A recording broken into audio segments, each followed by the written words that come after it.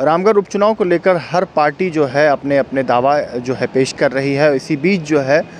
आज कांग्रेस के प्रभारी अविनाश पांडे जो है राजधानी रांची के बिरसा मुंडा एयरपोर्ट पर पहुंचे और उन्होंने क्या कुछ कहा है रामगढ़ उपचुनाव की तैयारी को लेकर, वही आपको जानकारी के मुताबिक जो बता दें कि मुख्यमंत्री हेमंत सोरेन कल जो है चुनावी सभा को संबोधित किया है और लगातार अगले 2 दिनों तक कांग्रेस के प्रभारी अविनाश पांडे भी जो है रामगढ़ में उपचुनाव के लिए जो है प्रचार प्रसार करेंगे। बजरंग महतो के समर्थन में वोट मांगने की अपील करते हुए आपको नजर आएंगे। लेकिन क्या कुछ इसी बीच उन्होंने कहा है और क्या कुछ रणनीति को लेकर महागठबंधन काम कर रही है, एयरपोर्ट पर क्या कुछ कहा है कांग्रेस के प्रभारी अविनाश पांडे ने, यह कुछ देखिए। मैं विशेष रूप से आज रामगढ़ में होने वाले उपचुनाव के लिए मैं प्रचारार्थ और यहाँ पर हमारे कार्यकर्ताओं का मनोबल बढ़ाने के लिए यहाँ पर आया हूँ। मुझे खुशी है कि रामगढ़ में कांग्रेस, जेएमएम, जेडीयू और हमारे अन्य सभी सहयोगी दलों का जो कैंडिडेट हैं उनके विजयश्री हासिल करने के लिए और जिस स्थिति में ये चुनाव कंपलसरी लादा गया है, ये आप सब समझते हैं कि आज खुले रूप पे ये जो लड़ाई है ये न्याय और अन्याय के बीच में,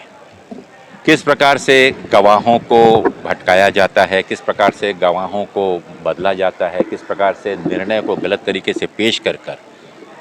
एक ऐसी नेत्री को जो जनता की विषयों को लेकर जनता को न्याय दिलाने के लिए जिसने नेतृत्व किया, उस नेतृत्व के बदले उनको 5 साल की सज़ा दे दी गई। और उसी के विरोध में आप देखेंगे कि ऐसे भी निर्णय झारखंड में भी हुए हैं और अन्य राज्यों में भी हुए हैं जहां पर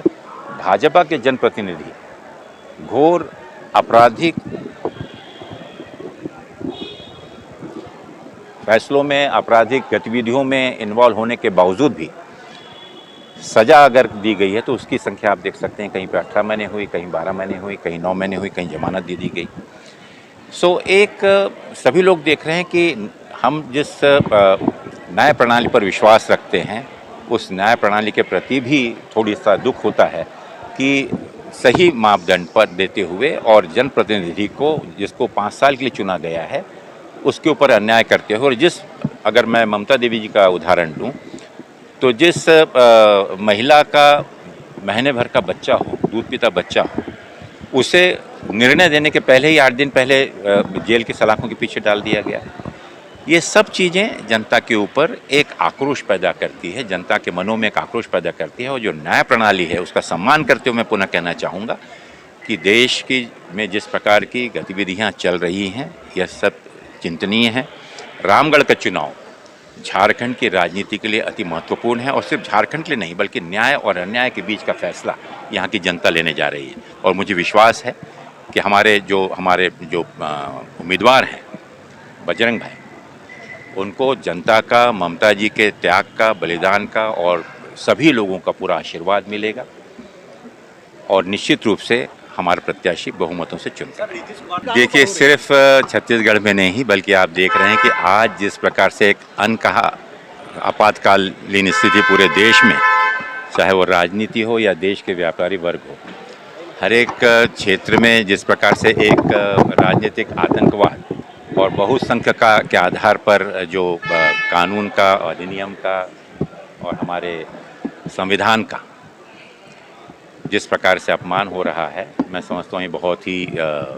शोचनीय वक्तव्य बात है। और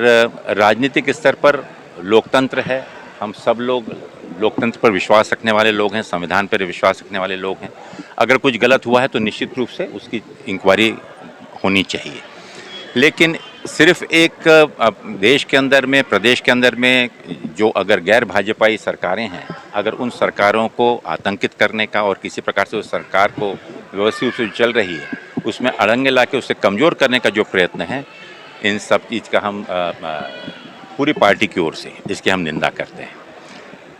आज छत्तीसगढ़ में हो रहा है, लेकिन आपने देखा कि इसी प्रकार की प्रक्रिया झारखंड में भी हुई, इसी प्रकार की प्रक्रिया अन्य राज्यों में भी हुई, राजस्थान में हुई। लेकिन कांग्रेस मजबूती के साथ लोकतंत्र पर विश्वास रखते हुए, संविधान पर विश्वास रखते हुए, और सबसे बड़ी चीज़ है लोकतंत्र के चलते हुए जनता ये सब चीज़ देख रही है और सही समय आने पर देश की जनता इसका जवाब देगी।